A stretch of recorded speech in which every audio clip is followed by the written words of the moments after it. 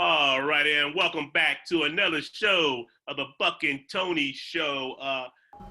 Yeah. Hey. Yeah. Hey. Yeah. Boys. Yeah. Hold on. We them boys. Hold on. We them boys. Hold on. We making noise. Hold on.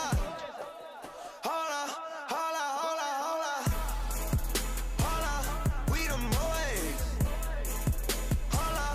We them boys. Today we have a NBA. I think he might be an Hall of Famer or not yet, but he should be in my eyes. I'm just saying in my eyes. But I got a little story later on I'm gonna tell about him, KT. But Mr. Dennis Scott, who was a Flint Hill graduate, Georgia Tech graduate, NBA dominant 3-point 3D shooter. My man, I got another story to tell back in the day, my man, about you, Dennis. Now, I'm gonna let it go right now, so I'm gonna pass the mic off to my man TB. But remember, I'm coming back at you now, okay? Go ahead, TB. Tell me what you got, man. First of all, we want to welcome a legend on our show today, Dennis Scott. Welcome to the show. Appreciate you guys. Yes, sir. So, before we get going with the show, most of you guys know that, Dennis Scott from playing in the NBA, shooting the three-pointer, like no other. At his size, at 6'8", shooting. 6'8". Back in the day was, unheard of. Nowadays, 6'8" playing the guard position. But when Dennis was doing it, man, it was something big to see. So we just want to have you on the show, Dennis, and just talk about, first of all, you growing up in the Leesburg area and transitioning your little league. How did it start for you? And was AAU around? So before you jump into high school, I want you to just talk about your little league era and growing up in Leesburg. Well, first of all, guys, it's a pleasure to be on this show. And Tony, you and I have gotten to know each other here recently pretty well. And when you asked me to be on this show and knowing you're from the area, as they say, and as the kids say, the DMV. Yes, sir. Let me correct something for all the viewers and listeners. I'm not from Leesburg. Tell them, babe. Tell them. I'm from I know where you from. Hagerstown, Maryland. Hagerstown. That's where I'm originally yes, from. Sir. I was born and raised, and I probably would have went to either North Hagerstown High School or, this is the juicy part, or I probably would have gone to St. Mary Gretty, where Rodney Monroe went, who went to NC State, was in the backcourt with Chris Cortiani. They were Fire and Ice, who I played against at Georgia Tech. We'll get into a little bit later. But that's where I'm originally from. For all the naysayers, I'm not from Reston. I'm not from Leesburg. I'm not from Arlington. I'm not from Alexandria. I'm not from Annandale. Not from D.C., because I do have an aunt that lives down on 12th, Ingraham and Georgia Avenue. So I used to be down.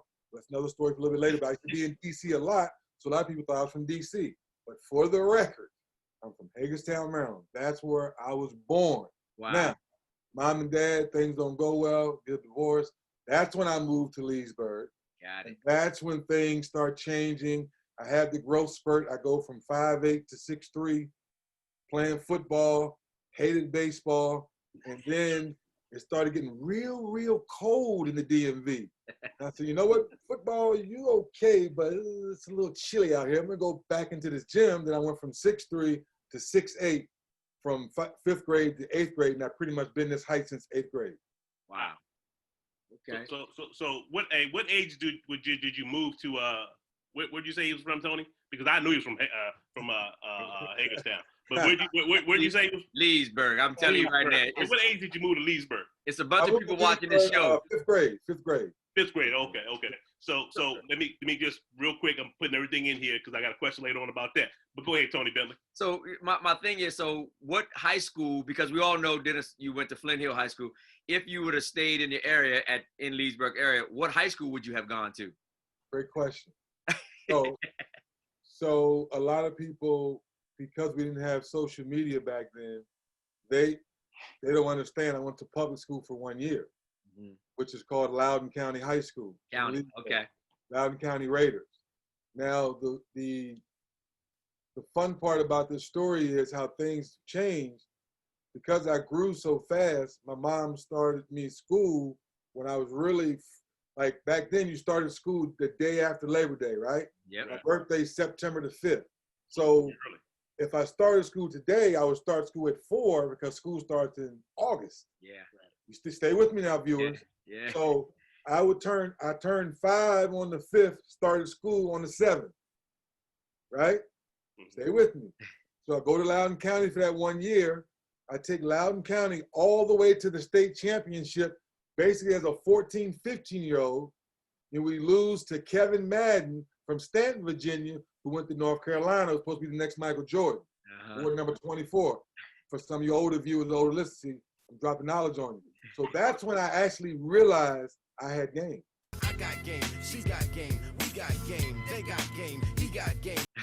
I'm 14, 15 years old, starting on varsity, local small school in Leesburg, Virginia, Loudoun County, and we go all the way to the States.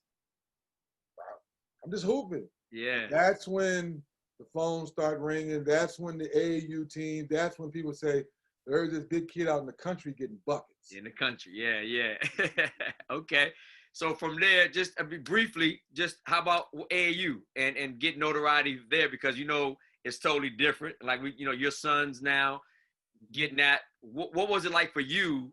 Because we didn't have the social media, like you said. What was it like for you? It was really God's will, because my mom being a single parent, my dad was being, a typical black man at that time, running around doing his thing. So we were kind of reaching in the dark. I really, like some people use the word blessed too freely for me, but I was truly blessed because I didn't have an older brother who was in the NBA or was in major college. My older brother was working 9 to 5. Right. So I'm thinking to myself, that's what life's all about. Work 9 to 5, take care of your family, get something to eat, put a roof over your head and keep it moving. I didn't realize that I could think big, really big, because like your point, there was no social media. But AAU was the first time outside of going to the States where you saw other people your size. Man, there's another 15-year-old this big as me, right, or someone bigger than me. Oh, I thought I was the only big kid at this size at this age. That's when your eyes opened up that, no, this world's pretty big. There's other guys that can play too. Great point. Right. Great point. So was that a recruitment tool as far as going to Flint Hill, or was DeMatha in the history of, you choosing DeMatha, or, those are the big schools back then, I guess. Was it Flint Hill and DeMatha your top choices? Great question, Buck. You did your homework, brother. I wanted to go to DeMatha first. Anybody that knows me very well, I wanted to go to DeMatha. It would have been me and Danny Ferry, Steve Hood, John Gwynn. We've all would have crossed our paths. Like Danny Ferry would have been a senior, I would have been a freshman. Steve Hood and I would have came in together. John Gwynn, it's like, it was just so much talent at that time. Here's the caveat. My mother was not getting on 495 and not driving around that beltway. We were going to Flint Hill. It took me 20 minutes to get to Flint Hill, an hour 15, and I got to know one bad accident, that's 2 hours now on 495. She's like, oh, I'm not having that. Yeah. Absolutely. That is the truth on why I didn't go to the math. That's good. So you start your high school career and you don't get to play for the legend Morgan Wooten, but you get to play for the legend Stu Vetter. Can you talk about some of your times at Flint Hill? And if I'm correct, you guys are ranked #1 in the nation at one point, your high school career. Talk about your high school career. 2 out of the 4 years, we were ranked #1. As they say nowadays, we have one true national championship. The second one has an asterisk by it because we lost to Dunbar that year at George Mason College. All of our games were so big back then, we couldn't play in our little small gym. We always had to play at George Mason. But they had, quote unquote, 2 players ineligible. So USA Today gave us that win back. Then we were undefeated. So we were, quote unquote, but you got no, I don't count that. Yeah. So what? He had extra year. The whole prep thing, that's a whole nother conversation. Right. But it was just a time where Flint Hill saved me. Why? Because I barely stayed eligible at Loudoun County High School. And if we're going to keep it 100, as the kids say on this podcast, I'm going to keep it 100 with you guys. The whole narrative here in Georgia and around the country is don't keep a kid behind, or no kid should fail. No, if a kid doesn't do his or her damn work, they're supposed to take their ass home. They failed. You stupid. They're not. What's 9 plus 10? 21. You stupid. Right. Yes, sir. If it takes them till they're 19 to get it right, well, they have a learning disability or they're slow. Right. Just call it what it is and stop sugarcoating. Right. That's what public school was back then in our era in the mid 80s. It was like, okay, you got a 1.9. Okay, take this test and you're eligible to get through the semester. Then as soon as the semester comes, he's not eligible for the rest of the year. Right. That is hogwash. Get out of here, and I'm calling all you school people out for it. You know who I'm talking to. Catch me outside. How about that? So going to Flint Hill, to answer your question, Tony, saved my life. I didn't know I was that smart until I got to Flint Hill. I didn't know I could get a 3.0. I didn't know I could take statistics. I didn't know I could take advanced calculus. What, a black kid taking advanced calculus? Really? Oh, yes. But you have to challenge yourself. You have to take your ass to class. You have to sit in the front of the classroom instead of the back of the classroom. That right there is half the battle. Yes. That's what Flint Hill did for me before you even get to basketball. Right. Well, that's good. That's definitely good. Because, I mean, of course, if we wanted to hear about basketball, we will. But the academic side of it is good to hear. And I know my guy Rico over at Flint Hill is happy you giving Flint Hill kudos right now. But so talk about some of the teams and the travel, because you was in Little Leesburg. You just played against County, Valley, and whoever. It probably only had 3 high schools back there. Yeah. You might have. I think our furthest trip may have been like to Frederick, Maryland. You weren't driving no more than a half an hour. Right. But then you go to Flint Hill, and now you're on a national schedule. Virgin Islands, Vegas, Hawaii 4 years in a row. We won the Iolani Classic 4 years in a row. Then we made that a national classic, which ended up being on TV. The Pine Bluff Classic in Arkansas, we made that a national classic that ESPN ran for like 10 or 15 years before they stopped doing it. Going to New York was probably the most fun. Going up there and playing Tollentine, Christ the Kings, all those type of schools. Like, you know how it is. You go to New York, if you don't bring it, they booing you, they talking trash to you, they throwing stuff at you. But as soon as you come down and give them the bop and bump, take that in your mouth. Oh, big fella, and they loving you, and then they all for you. Yeah. That's simple. Love it. Well, I just got a text, and I told a guy that I was going live with, Mr. Scott, and he said, you make sure you tell Dennis, the only reason he in the NBA is because I gave him all the passes. I'm the leader in assists at Flint Hill. That came from Bobby Dobson. Is that a true statement? Is that a true statement? My main man. Listen to me. So that would be your sophomore year. My sophomore year. Mm-hmm. Yeah, because my freshman year, Brett Enzer did more of the point guard deal. Yeah, so yeah, my sophomore year was a big year for me. It really was. And it was funny is I wish the technology would have been better back then, so the stats could have been tracked better. Right. And I think that's where some of us from the 80s, definitely the 70s and further back, don't get the credit they deserve. But in this new era, you can really track every single thing. Like, for example, I'm going to go forward and come back. The night I broke the NBA record. I realized early in my career that I couldn't do it by myself. I had to utilize guys like D. Scott. Rebounds, back to D-Shaw, quick chance here for Dennis. There's the shot, good, he's got 10. He's just hitting them. And whenever he hit a shot in Orlando, the place went crazy. So D-Shaw finds Dennis Scott. He stops, he pops, he's got the record. He's got the record. Hey, D-Shaw had the record. Dennis broke it. 11 three-point field goals in the game for Dennis Scott. Everybody was like, oh, it was great, it's great. But then when Klay Thompson did it, he only did it in 10 dribbles. So they went back and watched when I broke the record. I did it in 6 dribbles. Oh. The technology wasn't there, so someone had to go back and watch that game. Wow. Say, damn, who is a better catch and shoot guy? I only took 6 dribbles. He took 11. Love the debate. Let the debate begin. Hey, and it's gonna start on this show, baby. My fun debate or fun discussion is when you watch the games and how the games are played. That's what makes the conversation better. Absolutely. So taking 17 threes in 95, I was the only person to ever do it at that time. Where now they take 17 threes every day. Yeah. So that's what the conversation, okay. So if I could play today, and I've already had 10 of the current coaches tell me if I drove or dribbled, they would take me out the game. So that means I'm taking 23s a game. Easily. Easily. Wow. Hey, you're right. You're right. Absolutely.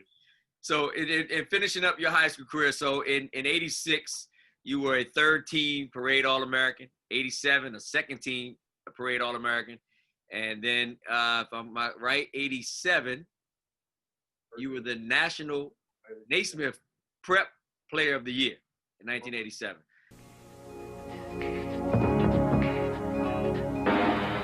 It should come as no surprise to folks in the D.C. area. The Falcons of Flint Hill are currently undefeated in 19 games and ranked #1 not only in the area, but the entire nation by both USA Today and ESPN.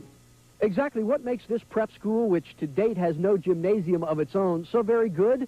Well, part of the credit has to go to its coach, Stu Vetter. But to be perfectly honest with you, most of the attention this year has been focused on one player, and he is quite likely the very best player this country has to offer.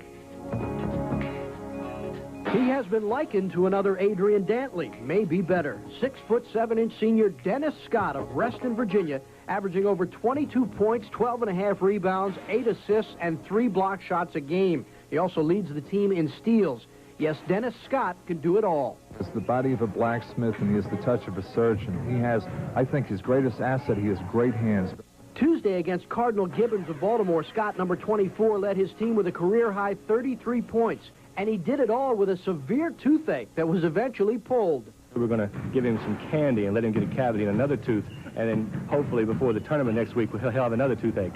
Naturally, every top basketball school in the country has been hounding Scott, but Vetter has done a great job in keeping the recruiting under control. He realizes how special Dennis Scott is. He's a pleasure to coach, and you know, a player like him comes along once in a lifetime, and it's something I really wanted to enjoy, and I wanted him to enjoy, and I wanted our school to enjoy, and we've been able to do that, and it's been, you know, a very successful season. And for Scott himself, handling the pressure of being the best is like handling a 15-foot jumper. Piece of cake. Really, to me, the recruiting hadn't been that much pressure at all. You know, a few of my friends in the past have been recruited. They had a lot of pressure. They couldn't handle it. But I've had, you know, a lot of fun being recruited and listening to each college coach, what they have to offer. And a lot of them say the same thing, so I think it's kind of fun. Dennis Scott has narrowed his choices down to 4 schools: Maryland, Georgetown, Georgia Tech, and Syracuse. Says he'll make his announcement in early April. Till then, Bob Wade, John Thompson, Jim Boeheim, and Bobby Cremens will be doing a little bit of nail biting and quite possibly a lot of praying. From Falls Church, Virginia, Steve Buckhantz, Channel 5 Sports. So we segue into that, of course, with all the accolades that was coming out of high school. We all know that you chose Georgia Tech. With being a Naismith Prep Player of the Year, again, we're talking the 80s, ladies and gentlemen. What got you to Georgia Tech and not to Carolina? Get out. I mean, they had the legendary Dean. They had Dean Smith, legendary. Yeah, stiff Dean Smith, stiff. Dean Smith. Well, and I get in that story too. But to finish up the high school thing, where I have to add this, since it's a DMV show. The reason, if I'm 52 years old, so if you're 55 to 60 or say 35, you may have heard some of the legendary stories of me playing in the Urban Coalition. You've heard the legendary stories of me playing in the Kenner League. Kenner League, All those stories are true. And I'm saying it to back up, well, I heard he had 15 threes in the Urbo. I did, because someone just broke that record 2 years ago. How do I know? Because people hit me on Facebook and told me. Right. So that's how you know those stories aren't made up. That's right. Right? There's an article, when I was 15, I played in the Kenner League with Patrick Ewing and Mike Jackson. The only 15-year-old to ever do it. Wow. It's an article to prove it. Okay? So it's like, that's when the legend of the DMV, where Jelliff League, Kenner League, any league, let's go get this smoke, as the kids say today. Yeah. I got all the smoke. Yeah. And everyone knows it. So if it was Virginia, let's go play. If it was a little Nottaway over there in little Nottaway Park, get on that far court. You know, once you lose, you gotta go back to that court. I'm staying on this court. Right. 10 games till I get tired till the sun goes down. Yeah. It's that. Yeah. Twin Branch is like every little small park or hoop, Berry Farms, all of it. I went to it. You had to. Yeah. Otherwise, you weren't going to get the love you deserve from the DMV because you didn't play against where all the so-called talent was. Right. So I had to do that. So now, get to the good stuff. Lefty Drysdale walks into my apartment at Cedar Ridge, my two-bedroom apartment my mom and I were living in on the ground floor. Knock, knock, knock. Dude opens up the door from across the apartment. He's got on a wife beater like in the movies, got a beer in his hand. Why are you knocking on Miss Scott's door? Lefty looked at him real cool because I want his son. I want her son. Turned back around, opened the door. I can't, it's like way before reality TV. And I'm like, Charles, get on back in the house, man. Like it's your neighbor, it's the hood. Like people talk about, like, no, this really happened. Come on, man, this really happened, right? Come in, talk to Lefty. Boom, boom, Lenny. Yeah. My main man keep Gatlin, the big old pass. Like, ooh, beat it, John. I'm like, ooh, this is gonna be lovely. All thing I do is just catch and shoot this thing. I ain't gotta drive all that elbow. It's gonna be lovely. Cool. Turn the page. Dean Smith come in with his little crew. Well, Dennis, we ain't gonna come. You gotta go to class. And we share the ball. We pick. We roll. I looked at my mom. If we don't get this dry, no, maybe, I don't want to talk about it. May rest in peace, Dean. Love you to death, but this being 100, this too dry. This too dry. Couldn't take it. Boom. John Thompson comes in. Love him to death. May rest in peace. Everyone knows Ronnie Thompson played with me at Flint Hill. One of my best friends to this day. John, and I think because my father wasn't in my life, and I was just so used to being my own man for so long, I think that was too much discipline for me. Right. And that's when I said, put your fist up, smacking the floor like Duke and all that. No. Coach K comes in. Okay, well, Dennis, you know, got to go to class. You know, it's the brotherhood. You share. I had no problem with that. I said, I didn't have a problem with y'all. I mean, the smacking on the floor thing to me, I mean, I'm from the hood. I'm like, why do I'm gonna play as hard as I can, coach. Why I gotta go overboard and smack the damn floor? Hey man, pull your friends up. The 5-man floor slap fired up the crazies. Right? Boom. But you know what? I like what you're building. Johnny Dawkins already co-signed you. Tommy Amber is one of my young mentors. He's already, Get down to the visit, dorm. What do you mean? We in Raleigh already? We in Winston-Salem already? Is it? We got the little corner pub. That's it? Oh, this is the North Carolina. Oh. Yeah. So y'all here one night. Well, I'm not gonna go to. No, I'm not going to Wake Forest. You say, well, y'all already got right. Y'all already got no. Oh, Raleigh. This is just too boring. I'm sorry, guys. I love y'all to death. Bobby Crimmins walks in with that New York Irish accent, has Perry Clark, assistant coach, Kevin Cantwell, and that New York swagger. Dennis, always grabs the note. Dennis, it's real simple. You got to go to class. We're an engineering school, management school, and our professors do not take a light on that. Because if you do it, and I use this, and I tell Bobby to this day, and I use it with my own kids.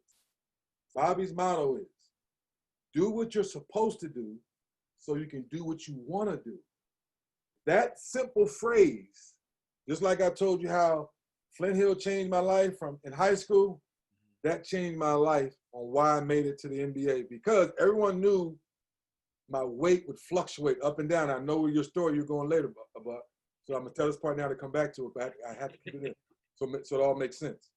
But Bobby said, if you do what you're supposed to do and go to class, stay in shape, I'm going to let you hoop. Where do I sign?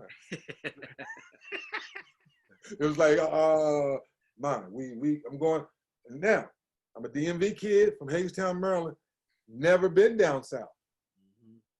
I heard about Southern hospitality through grandma, through a couple of movies we may have seen, but never really knew what the good old Southern, that good sweet tea, that good peach cobbler.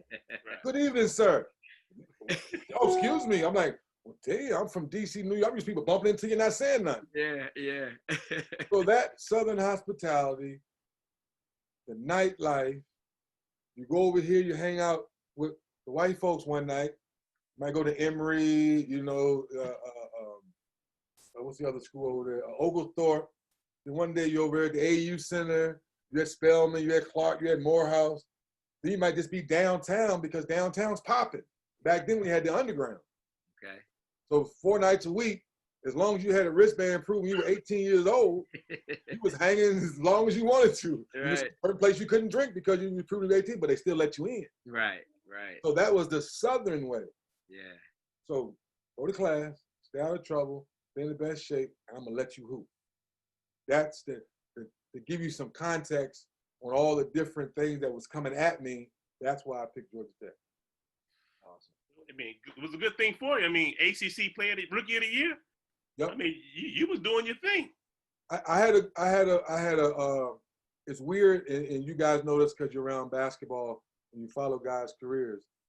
Some guys in high school are like this, and then they get a little spike in college, and oh my God, I didn't think you're gonna be that good in the NBA. Mm-hmm. But when you've done your homework, I kind of did this, and then got to the NBA, then kind of plateaued a little bit, and then it's kind of just rolled it out.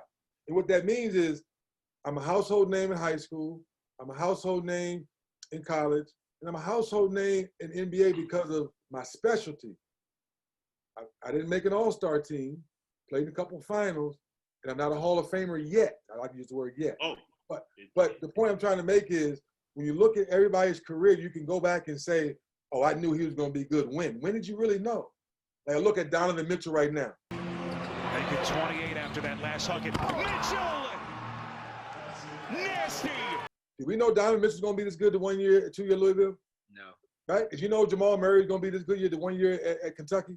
Plays by P.J. Dozier. Murray inside, incredible. Didn't see it. Did you see it when he was playing AAU when he's coming out of Toronto? Right. Right. So that's why when we go back to the 70s and 80s and you look at those guys as games, you can look and say, I'm gonna bring a real old name for you, Adrian Branch. Mm-hmm. Come on. So if you're of our age, Yeah, what is the one highlight people still talk about? Him throwing the basketball off the backboard in a zone when he was at DeMatha, and James Brown, who went to DeMatha, one of my best friends, aired it over and over and over and over.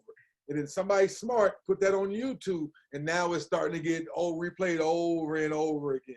Yeah. That's what I'm talking about, because Adrian Branch was big as God back then when we were in high school, young kids. Yeah. When he was at Maryland, Adrian Branch couldn't go nowhere around D.C., Maryland, Virginia. So, they go AB to go AB, right? He gets his short stint with the Lakers. What happened to AB? What happened to AB? Nothing happened to AB. AB still AB? Right. Nothing happened to AB. He's still that dude. Yep. It just, you have to put everything in context when you go from high school to college, and then once you become a professional. Great stories. Great stories. Wow. So now we leave Tech, and you took Tech to the Final Four. Well, my crew. I can't take all the credit for that now. Who's your crew? Who's your crew? That probably and Tony B. This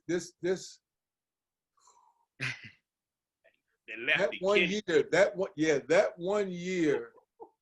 I always say my 3 years at Tech outweigh my 10 years in the NBA because of the real fact of being an amateur versus a professional. Just that simple. Chase girls, go to class and hoop.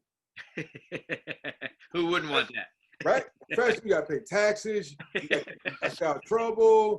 You just have one of them babies. Now you got baby mama drama. It's like, you're amateur, you can deal with that stuff. But once you come professional, they come out of the woodwork. Yeah. That's the animal you have to deal with. Yeah.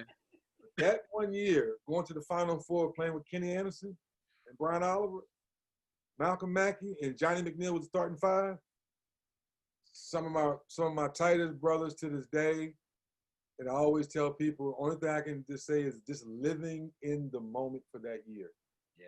Just staying in the moment, hooping. You have a bad game, you laugh it off. You go get a pizza or a burger. I wasn't a big beer drinker back then. You know, a couple other players drink the beer. We go chase some girls and go to class and go hoop next game again. That's like I always tell people. I know certain guys may be more talented enough to go straight from high school to the NBA, and I'm never trying to stop somebody from making some money. But money can never, ever, ever, ever, ever, ever buy the experience you had walking on campus. Don't ever, ever, ever, ever, ever, ever, ever. And that was your 89, 90 year, player of the year. Yep. Matter of fact, I shouldn't even be having this conversation with you because I'm still a little upset at you. Okay. It must be the Carolina game. You already know. You already know. And I want. Hey, you know what? You know what? Go ahead. I want to say, you pushed off when you stole the ball, Dennis. You pushed off. Okay? I don't care what you say. Hold on. Let me cut it on for you. You know, I should cut it on for you. Now, I should have had it queued up for you. It was a left-hand push down low. Now, for the record, I think Carl Brown tripped him. But I did get a little piece of his hand. And it was so funny about that clip, if people watch it, it's like, you know, when the ball comes inbound, there's a referee on the baseline and the referee on the sideline. Uh-huh. So they thought they were going to advance the ball. The referee starts to take off running, so his back is to it. Uh-huh. 31 years later, yeah, I found it. Bobby Crimmins has told his team if Carolina gets the rebound to foul them. And Brown hits them both. And the inbound pass stolen by Scott. He scores! Dennis Scott has scored for Georgia Tech. And there's mayhem at Alexander Memorial Coliseum. Hey, but I tell you what, it was the prettiest stroke I saw. And you were so calm after you hit the shot. Yeah. It was like, you know, it's so funny. I can be honest, and I'm not being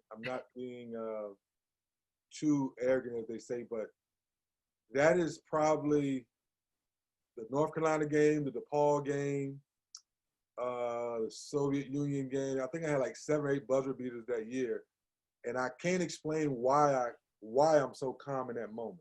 Because most people get steal and they shoot too fast. Yeah. I actually, for some reason, just called and said, and that's what it looked like. Who goes in? Everyone else going crazy. I'm like, wait a minute. Now let's run off the court. Yeah. Right. It's crazy. I can't explain that. To be very honest with you, I can't explain that. I looked at the video about a week ago after Tony told me he was going to have an interview with you. Right. And when I saw the shot, I looked at Crimmins. He had no clue. No clue. He was like, what? He stole it. What did we up. Oh, right. Because the whole moral of that story is we're down 3 and the worst free throw shooter is at the line, Carl Brown. Yes. Coach Crimmins told me to miss both of them. He made both of them. I go figure. Yeah. Go figure. So we still got a foul. We're still down 1. We didn't need the 3. It's just that's where the steal was. I knew there was only 3 seconds on the clock. So why drive and why take a dribble? Catch him, gotta go. Wow. Yeah. I tell you what, Rick Fox had a great look. Hit the front of the rim. Yeah, a great look. I'm glad they hit the back of the rim. Dennis, we'll be here all day, man. This dude's a Carolina guy, man. We'll be here all day. Hey, one thing about Carolina fans, that their history is consistent. Yeah. That's why I don't mind having good debates with Carolina fan, Duke fan, now Kansas. If you either went to one of those schools or really a true supporter, it's just consistent history, consistent talent, consistent good people, good players. So I'm not mad at Carolina fans. Well, let me ask you on this one. That's a great point. So what about the Cowboy fans? Because them dudes, man, are the worst. And you got one on the show. Look how quiet he is now, Dennis. Look how quiet he is. Please don't tell me. Please don't tell me, Dennis. Hey, oh, my God. Oh, man. Oh, my God. Dennis, I had no idea, man. You pull your hat down just a little bit so they might see your face this year. No, you pull it cover up this year. I had no idea. Come on, Tom. Man, y'all all over the place, man. Come on, Tom. Oh, my goodness. Look at this. Yes, sir. Yes, sir. Dennis. Hey, you tell him, Buck, he don't know. Before we start our first shows, Buck had all his cowboy stuff up in his basement, man. We got so many complaints. Buck had to change his background, man. Listen to me. Gosh. So my dad was a purple people eater, the Vikings. Yep. My mom's the Green Bay Packers, which I still haven't figured that out, growing up in Leesburg, country girl 1 of 12. You're right. That out. And my brothers die hard, held to the Redskins, and pretty much all of my family in that Hagerstown, Leesburg, just tons. Right. I just remember the, and Horace, you're going to love this, the Jackie Smith in the end zone against the Steelers, and the ball just popped. In the chest. Good catch. And they're behind. And they're going to throw. Oh, he's got it wide open. Drop. Veteran Jackie Smith. I still cry over that. As a grown-ass man, I still cry over that. Oh, God. So, as a kid, because of my personality, I saw my brother, because we're 8 years apart, with a hog nose on. I said, you look like a damn fool. I said, I don't care how much I love my Cowboys, I'm never putting on a crazy cowboy hat because I'm not looking like a damn fool. But anything else, cowboy, I'm putting it on, rocking it. I'll rock you some cowboy earrings, but I'm not putting on no cowboy big old hat look like a fool. Yes, sir. Yes, sir. So from that day forward, Hollywood Henderson, Preston Pearson, come on, man. Come on, man. Jones, Randy White. Man, keep them coming. He don't know nothing about no history about the Cowboys. I like Tony Dorsett, and that was it. Come on, Tony. That was it. Man. Yeah, Tony was so smooth. That's growing up in that era. That's where I was stuck on what I wanted to like, and it was the flashiness. The I'm talking trash, and we're gonna win. Let me see if I can get it. When they were doing it. Hey, when they got set, they go and then raise their hands all at the same time. Yes. Come on, baby. You already know. The only problem we have now is, the biggest problem we have now is our owner is drunk on himself. That's the problem. All the starters, like I always use it because one of my best friends is a big Steeler fan. It goes back to why he's a Carolina fan. They're consistent. They hire the right people. They know how to evaluate talent. So every year they might fall off a year or two, but they don't fall off for 5, 6, 7, 8, 9, 10 years. Yeah. Right? Because the Rooney family knows how to run a professional ball club. Right. Diversity, first black coach, all the things they've done. It doesn't happen because of osmosis, in my opinion. Why do free agents want to go there? Right. They take care of their players. You know, so that's where I was stuck as a kid on which team I wanted to really like. That star, that silver, that blue, we was winning, they were talking trash. Yes, Come on, oh man. Perfect time to get off the Cowboys. We're going to segue into, that's a great story because let's back it up just a little bit because I got to ask this question when we're talking about the Cameron Crazies and all those guys. Now, I just want to need to know your mindset, okay? When you're warming up. Now, I don't know if the story is true or not, okay? But I need you to tell me if the story is true or not. Here we go. Up before the game. All of a sudden, Cameron Crazies start throwing Twinkies out on the court. Okay? Is it true? I just need to know. Did you pick up a Twinkie and eat half of it? Or did you eat the whole thing?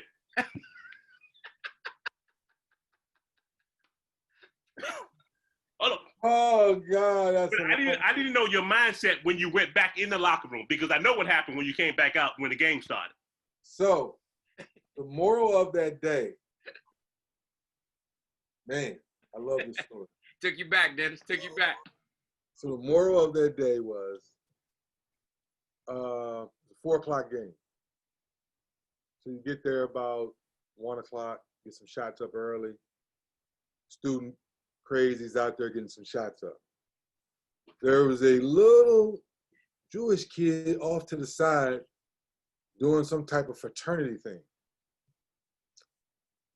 Get my shots up. Nice little lather, sweating up good. I just get done. The kid yells over, "Hey, Scott, you come do me a favor?" I said, "Sure, what's that?" "I want to do a shooting contest against you." I said, "Shooting contest?" I said, and that's kind of looked at him, kind of laughed, like, "All right, little kid, whatever you want." He goes, "All right, we're going to take 5 shots. And whoever makes the most wins the prize." I said, "Well, I'm about to play a game. What's the prize for me?" He goes, "Well, if I beat you, I get a chance to be in the fraternity right here." I said, "Well, that's good for you." I said, "Well, what if I beat you? What do I get?" He goes, "I'll buy you a Coke." So, deal. Set up. So I said, "All right, shoot from wherever you want on the floor."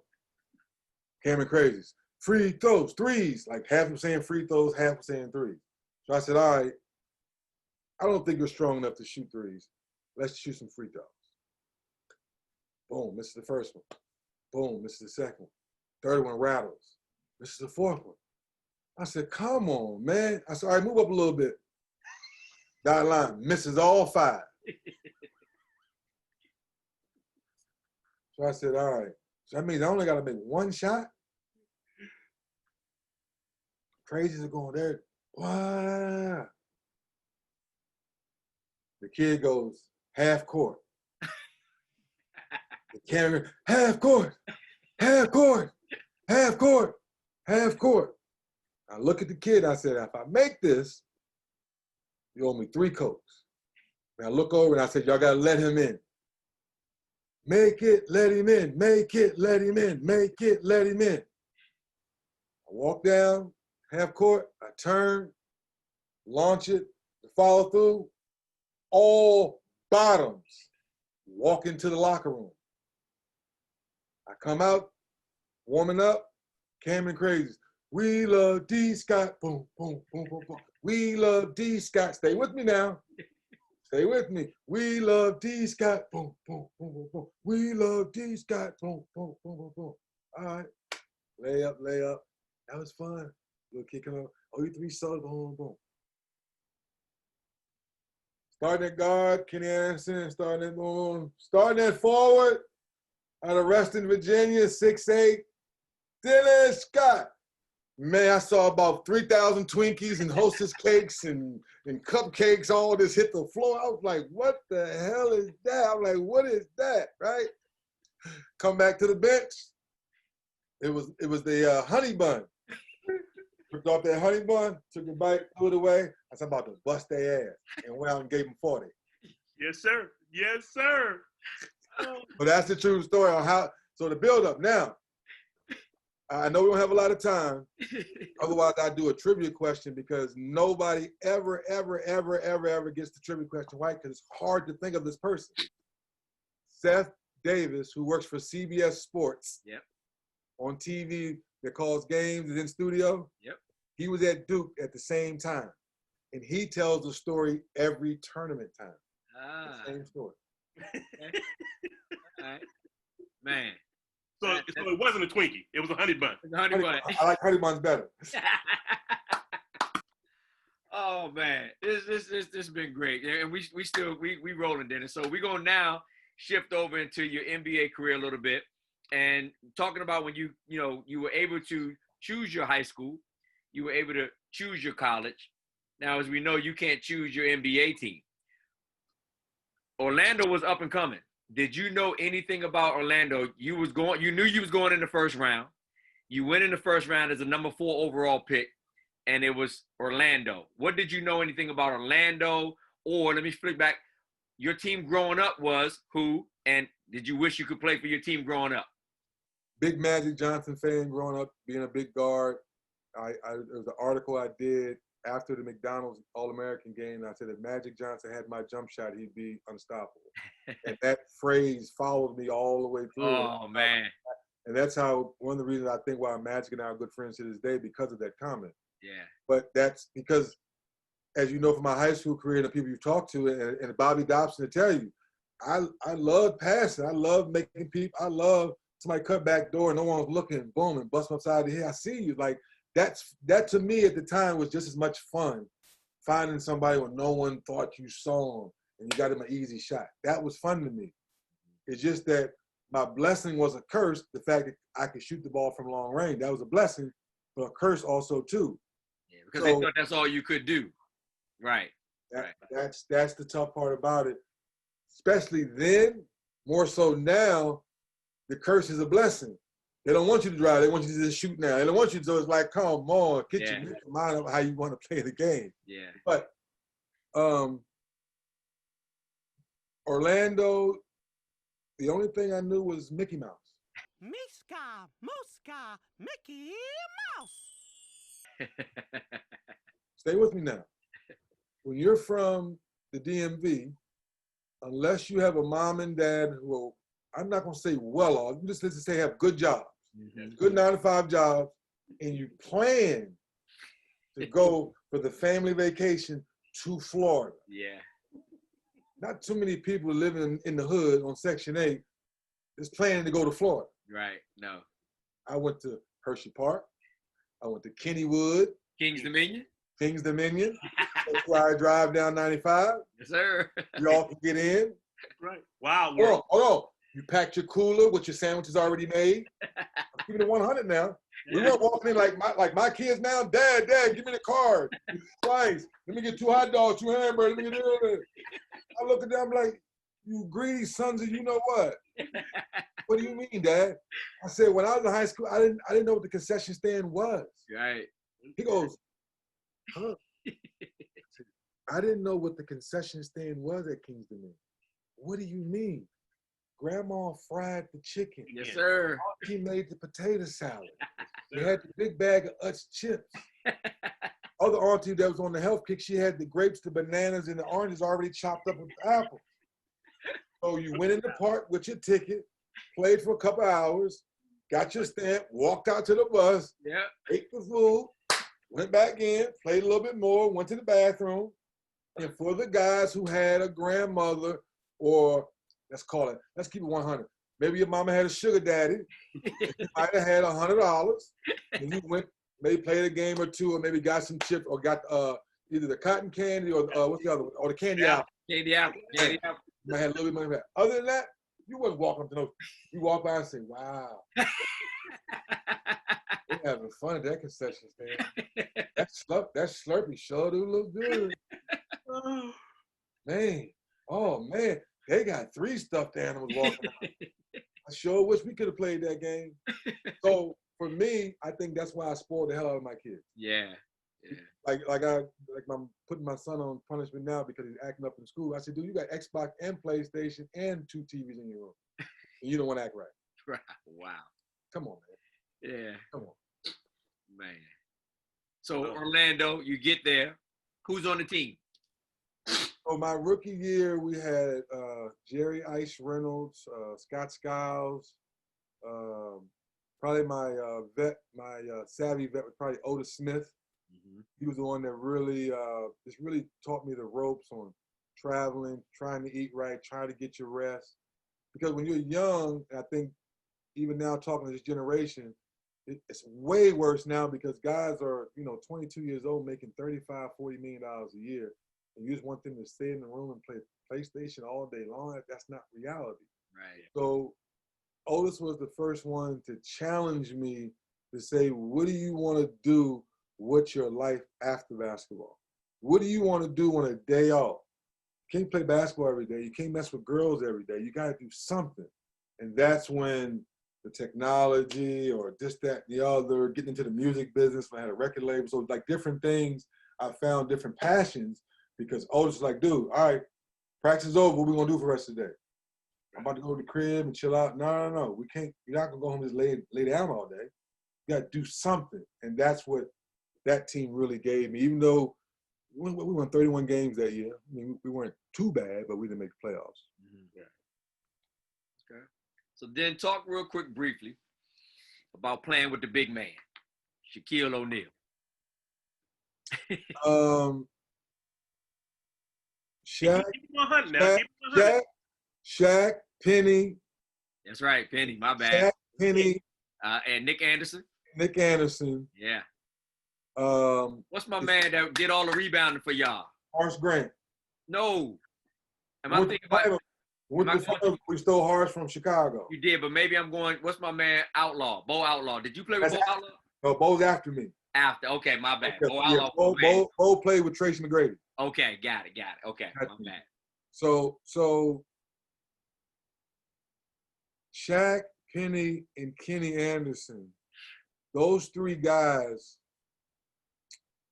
as I think it all the way through, were probably the three most special talents I've ever played with on a day-to-day basis. Wow.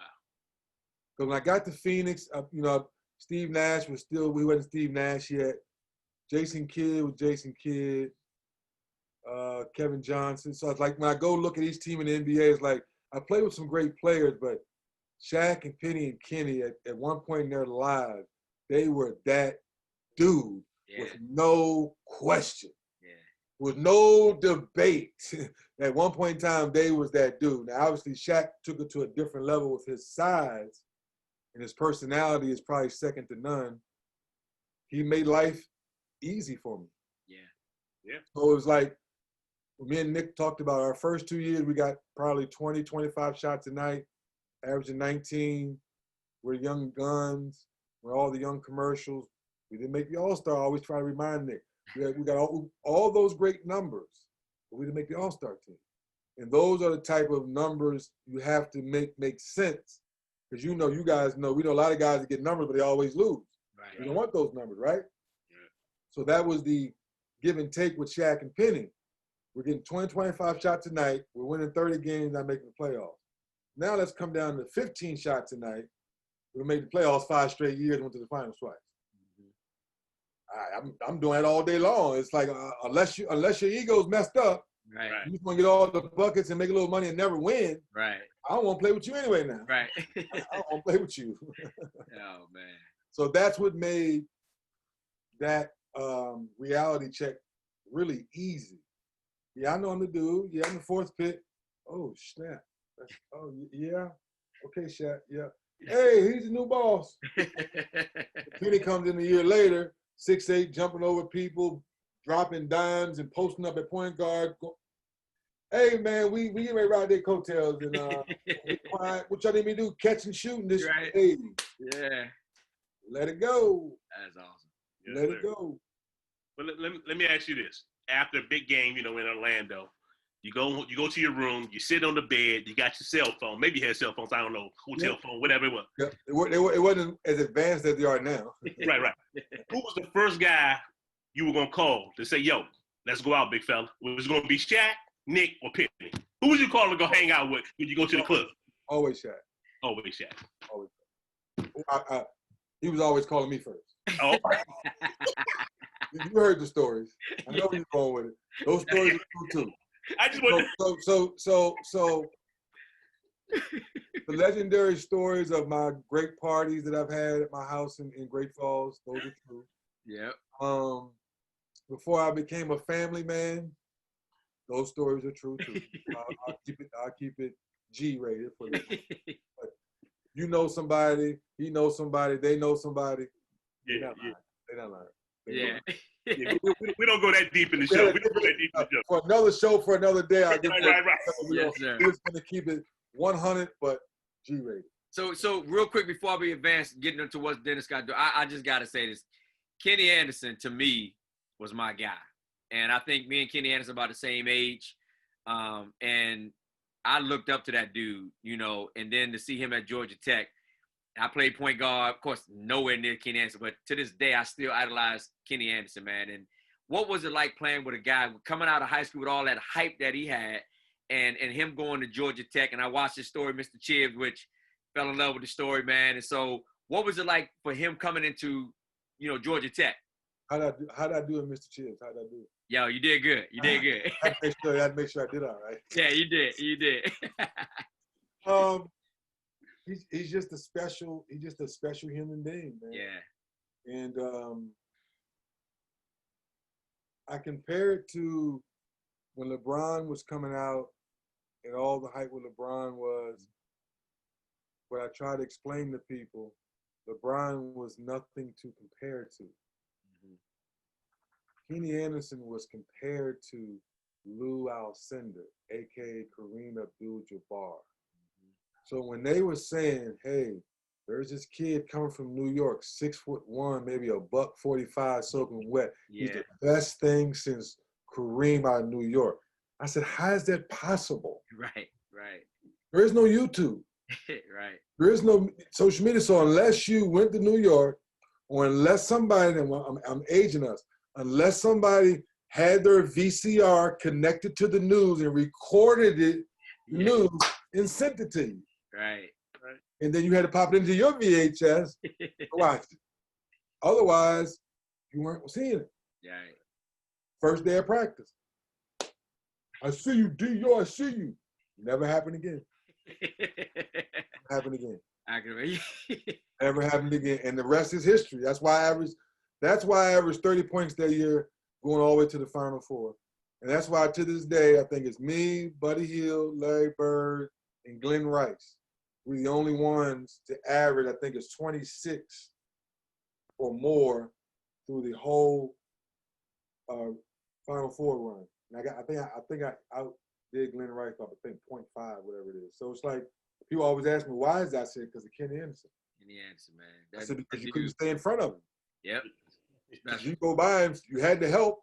Right. You help, he dish it. Boom. Yeah. Players. Look out. Uh-oh. Yes. I can't believe it. I'm going to do a little dance.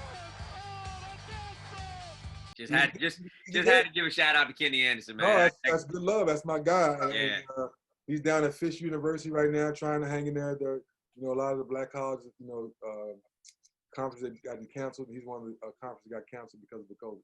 Yeah. Well, we could talk all day about your pro career, but I want to talk about Dennis Scott. What is Dennis Scott up to now? You have a lot going on. We see you on NBA TV. You got specials going on. I see your Shooter's Paradise. It's so much going on with Dennis Scott, not just the basketball player. What's going on with Dennis Scott now? Dennis Scott now is really alive again. And people say, what do you mean by that? Well, when you go through everything we've talked about in this show tonight about high school and college and career, no one really talks about post-career and what that really means and what it really looks like. Very similar to, like I said earlier, about Otis Smith challenging me. I think I'm having more fun working harder to stay peace of mind. So working on NBA TV is actually like a kid in a candy store. I get to dress up every day, go into a studio. As a kid, I never thought I'd ever walk into a TV studio. Right. So stay with me now. This is a snotty-nosed kid from Hagerstown, Maryland. It's in Atlanta, Georgia. Stay with me now, viewers. You can pull up the area. You can Google map the area, the aerial shot. The Georgia Tech Thriller Dome's right here. Turner, now AT&T, Warner Media is right here. I can walk across the street in the dome I helped build. Yeah. You still with me? Yeah. Still with me? All right. I would have, if you'd have told me that I was going to go to Georgia Tech, play 3 years, go to the Final Four, go to the NBA, all the stuff we talked about, and when I retire, my job's going to be right across the street still talking basketball. Wow. Stop it. Yeah. Stop it. Oh, Come man. on, man. Come on. And now I get a chance to be on TNT certain nights. Yep. I'm on the sideline calling the games. Good. With a suit and tie on. I can use my personality, have fun, and enjoy life. I would have never thought that. I would have never thought that because you know why? Nobody had never done it before me. Right. Right? So then you retire, you say, what do you want to do? Well, I still love the game. I don't want to coach because I know that's a different animal. You know, of those 12 players, you know you guys are coaches. Most of us, we're good, but we think we're better than we are. The other guy that's, come on, coach, let me play. You know damn well he ain't that good, but he keeps people in, put me in. Then that one shot you put him in, he turn the damn ball over. You look at him, you see why I ain't put you in? Go sit your butt back in. Right? So all those things for me were all reality moments and life lessons going through the moment and through the fire, so to speak. NBA TV opened up all the other avenues to do Shooter's Paradise, to do clothing. My youngest son now is 15. I can do the AAU thing, but I'm not going to be one of those angry parents. I create the program. Y'all go do y'all. I'm going to go sit down and enjoy the show. Right. I'm not going to come down there and coach. I'm not going to come down and tell you how to run a system. It's for him to go play with some kids. Just play the right way. May the best young team win. That's it. Nothing more, nothing less. I'm not going to say any names, but I'm not like some of these coaches or some of these parents who have made names for themselves by chastising the high school coach, cursing out the AAU coach. No, you're not helping your kid that way. Right. Pick a coach, pick a program, write it out. Write it out. It's going to be good or it's going to be bad. It's your duty as a mom or a dad to do your due diligence to make sure you put your kid with a group of good kids. That's the key. And if they gel and like one another, they're going to win more ball games that way versus mom and dad yelling at the coach every night. Right. Yeah, true. So that's turned into that. And then by the grace of I call the basketball gods, Ice Cube started the whole Big Three 3 years ago, and it took, ironically, 3 years for it to really stick. Well, my relationship with the NBA and USAB, I found out that FIBA 3x3 is now an Olympic sport. Oh, Lord. Exactly. I got 100,000 O's. And when I found out, I said O-S-H-I-T.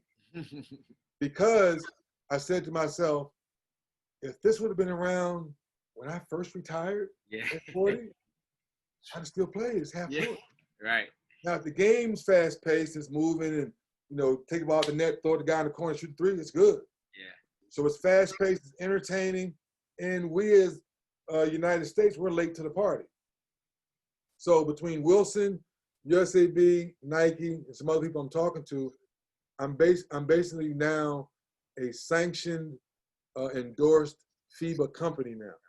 So all events I start doing now from January on, if you want to be an Olympic athlete, you just have to show up with at least 4 guys, pay your entry fee.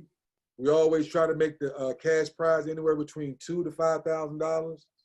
But the more important part, you get FIBA points, and then you get invited to Colorado Springs for Tokyo for 2021 to be an Olympic athlete. That's the hook. Because at first I was like, Big Three, I like it. When Ice Cube came through town, I went to it. This whole Black Lives Matter, I'm supportive. I'm going to it. I'm check it out. I liked it. But I didn't want to get involved in it. I'm going to support it. And I always challenge everybody, if you're talking about supporting Black companies, okay, support it. Don't put your money where your mouth is. Ice Cube, I'm going to pay for my ticket, but I do want a VIP ticket, though. I'll pay for it. I'll be sitting up there in the nosebleed, Bible. So I messed with that. I paid for my ticket, but I was down in the front row. But then when I got the phone call that FIBA was making this an Olympic sport, I said, oh, this has legs on it, man. No, you two guys, like the team I talked to out of Harlem, it's like 8 guys. Northwestern, St. John, like, they all played college ball. Mm-hmm. But they didn't make it to the league. 1 or 2 guys, I think, played a little bit overseas. But they found out about the 3x3 overseas, and that's what they've been doing since the Serbian team that won last year, their ages were 40, 38, 38, and 36. Wow. So now FIBA has just like 5-on-5, they got the 16 and under, 17 and under, and 18 under for 3x3. Wow. So this is another avenue for us, and I mean us, that, okay, check your ego, understand that maybe the league's not for you. Maybe overseas is not for you. Remember the name Robbie Hummel? Oh, yeah. White boy. From Purdue or? Purdue. Yeah. Remember Dominic Jones? Why do I want to say? Like an A10 team. Right. He had a couple teams with the Dallas Mavericks. Yeah. They're ranked 5 and 9th in the international FIBA. They both make between $600,000 and $900,000 a year playing half-court basketball. Wow. So they both said, and the other one just came back in my head, Canyon Berry. Mm-hmm. Brent Berry and the last kid that Dad just had. Yeah. With the Florida, with the College of Charleston, and with the Florida for his 5th year. Yeah. Had a cup. He didn't have a cup of tea. He might have had a glass of water with an NBA team for G League. Right. They went overseas, found fever, and said, "Forget y'all, I'm going fever." Right. So that's what I'm up to now. NBA TV's been great to me. To open up all these doors to allow me to do all these other things. Yeah. Now, did you have any input on designing the ball for FIBA? No, I have no FIBA. Actually, that's a great question. So,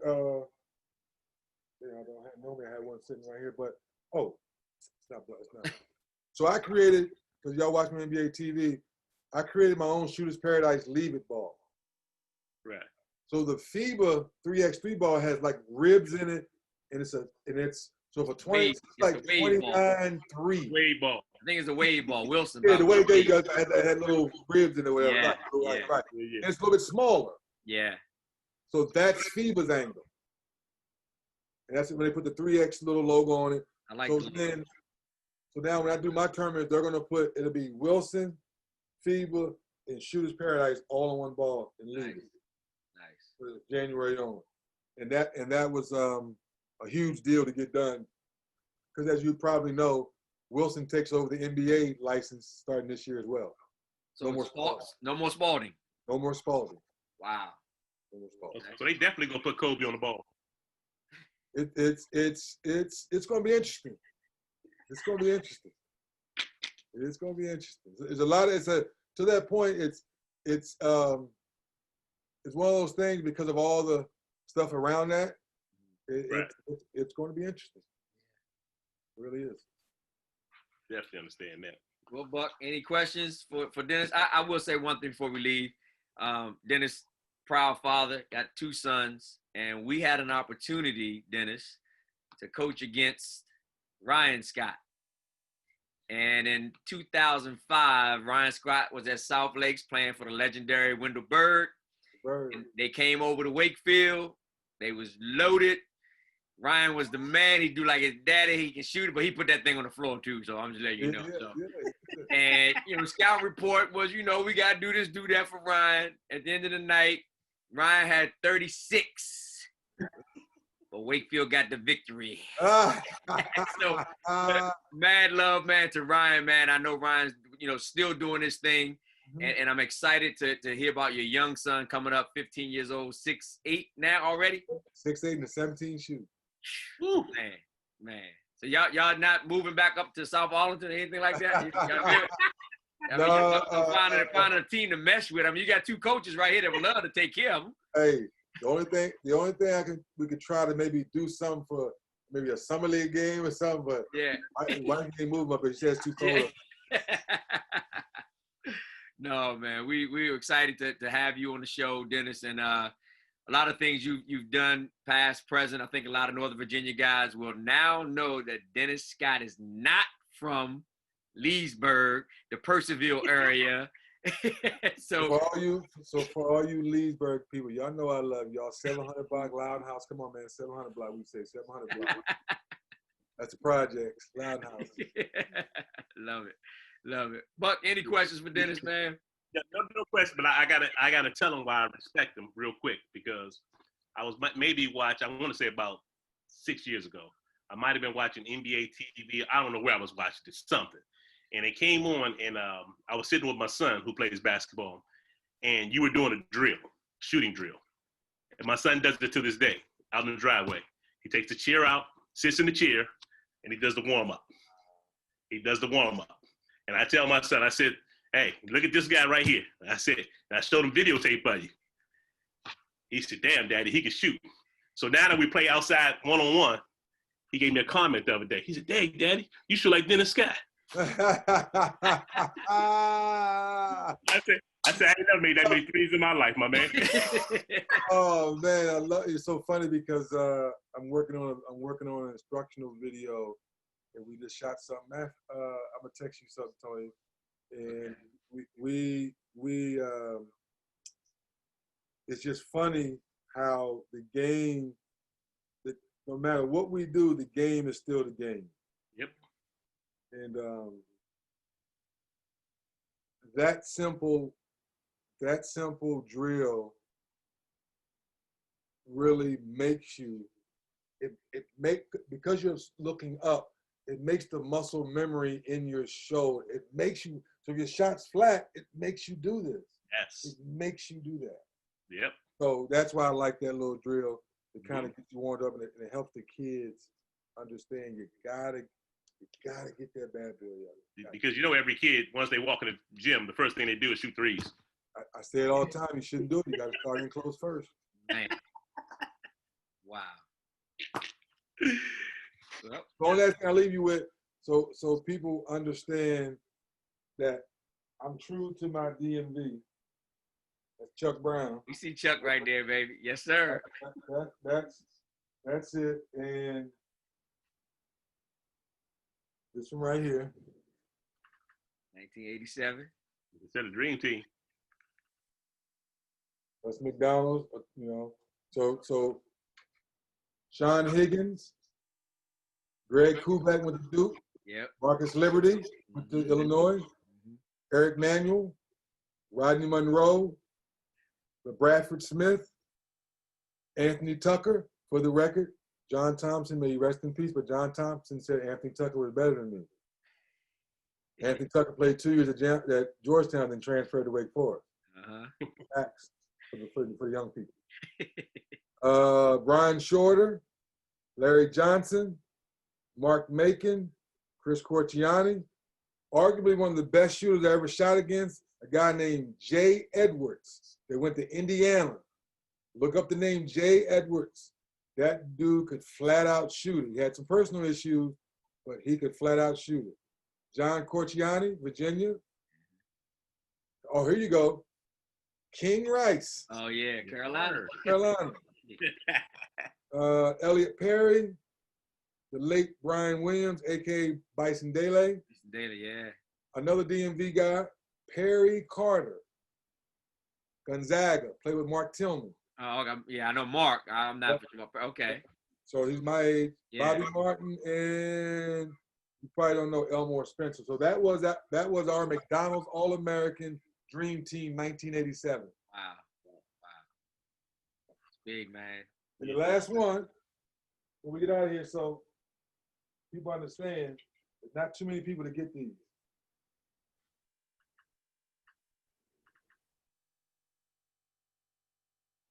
National Player of the Year. 1987? National Player of the Year, Flint Hill Prep. Yes, sir. Yes, sir. That's big, man. That's big. Yes, sir. You know, the thing is, I like, Dennis, that, you've had an illustrious NBA career. You're still in the NBA. But it's great to still talk about your high school days, man. And it means a lot to us. And that's why we're trying to do these shows, because some people get forgotten. And I think today was a good lesson of just hearing your story and letting you tell your story. So we really appreciate you being on the show, man, and just letting the Nova guys, the DMV area guys, remember that Dennis Scott is a DMV guy, and he could fill it up back in the days. Because there's so much discussion about who was better, Dennis Scott, Hubert Davis, Grant Hill, Scotty Reynolds, and we can go on and on and on. But I think our age group, I always want to continue to remember the guys, because these kids, it's like, who's better, Michael or LeBron? I think it's about eras. My high school coach, who I adore to this day, John Phillips, we got into it one time about that, and my era is Jordan. He's telling me, you ain't never seen the Big O. Well, that's his era, and I respect it. So once I found out, talking to Coach Phillips, I said, you know what? He's right. It's about era. I will never, ever be able to get these kids to say that, Jordan is better than Kobe, because it's their era, and I understand it. You know what I mean? So we just trying to get people to remember, that once upon a time, there was a Dennis Scott. You know what I mean? That came from this area, and to give these kids hope that, oh, he's right around the corner from where I grew up. Maybe I can do the same thing, That's why that's another reason why I wanted to be on this show. Like I told you before we came on, I've done Kirk Smith's show, Brother Charles Smith, Georgetown, good friend of mine. So as I always say, I never forget my area because that's my foundation. Yep. The last one I'm gonna leave you with. It's probably my favorite picture over here. It's me and Ronald Reagan. When you make the All-Met team, you get to go to the White House. Yeah. Man. That is still one of the biggest highlights of my life. Because if I lived anywhere else, I probably would never, ever got a chance to meet the president. Right. Think about that for a second. Yeah. But for all you kids watching this, for all you mom and dads, they want to show your kids this. Growing up in the Washington, D.C. area is a bonus because there's so much history. There's so many facts to be learned. But the fact that you can go as a 17-year-old to go meet the president because you're good in basketball, I'll leave you with that one. Well, I got one question before we leave. Okay? One question. Now, I got you on my fantasy team, right? I got you starting at the 3. Okay. But I'm gonna come to you and I'm gonna tell you we need a shooting guard at the 2. Okay. Ooh. Now I'm gonna give you 4 choices. Now Okay. I'm gonna give you 3 choices. Okay. You got Steph Curry. Oof. You got Klay Thompson. Oof. And you got Glenn Rice. Who are we picking up? You ain't throw Glenn Rice in there, did you? Hey, did you hear what he just said 20 minutes ago about Glenn Rice? Oof. See, you're not paying attention to details. Oof. This is a fantasy team on 2K? My man, we on 2K, my man. Ooh. I know you're gonna give me 30. I just need somebody else to give me 30. So he got to pick one to play the 2 spot? That's it. Because because Ronnie, because my 15-year-old heard this, he would love this, because I introduced my son to Ronnie 2K, who created the game, so he's a good friend of ours. If I had to guess today, I'd probably go with Klay. Even though Klay sitting out for 2 years with the bad wheels. But the thing about it is, we remember what Klay before he got hurt. Yes, sir. Yes, sir. And in the game, providers know that Klay right now has trumped all 3 of us. He has 14 threes in one game. Yeah. It's true. Okay. Yeah. Klay Thompson's picture perfect, baby. It is, man. Same shot every time. Same shot every time. Yep. Yeah. This is where I really started to get into you. I knew about the lore of Dennis Scott, grew up here and all that, but when you auditioned, Buck, you might not know this. You auditioned for that show they had on ESPN.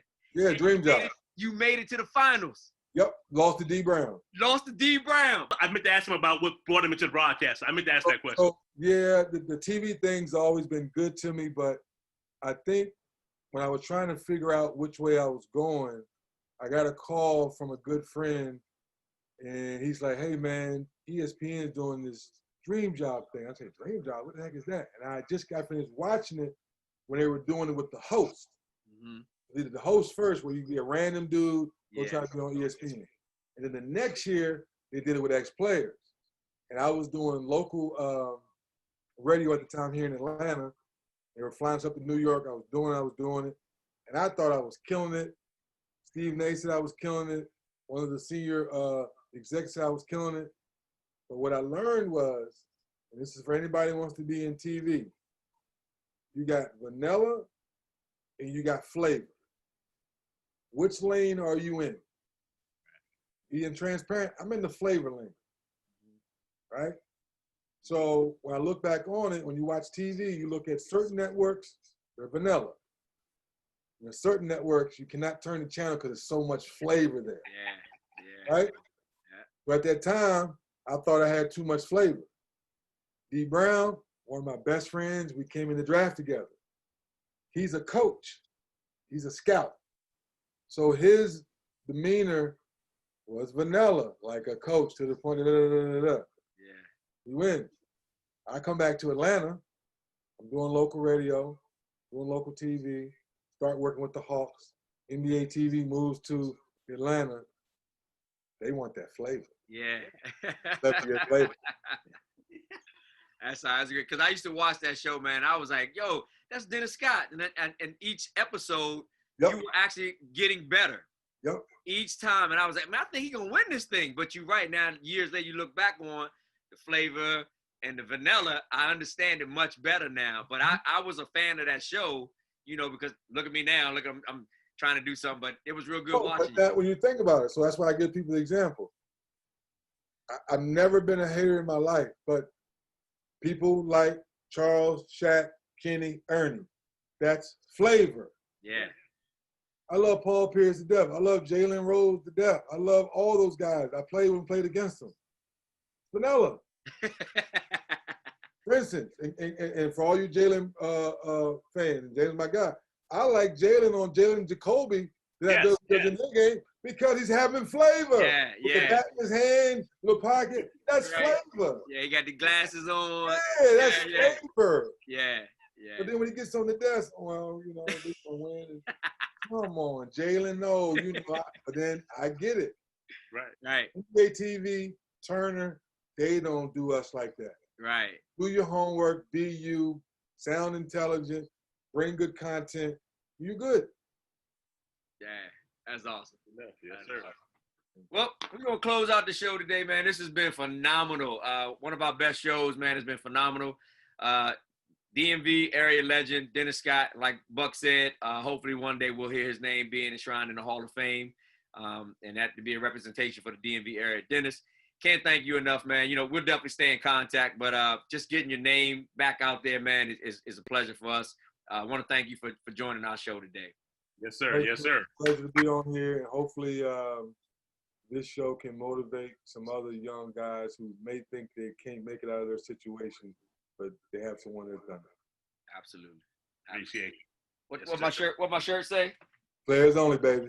Players only, baby. I love it. I love it. I love it. Man. D. Scott, thank you very much, man. All right, yes, Buck, sir. you, man.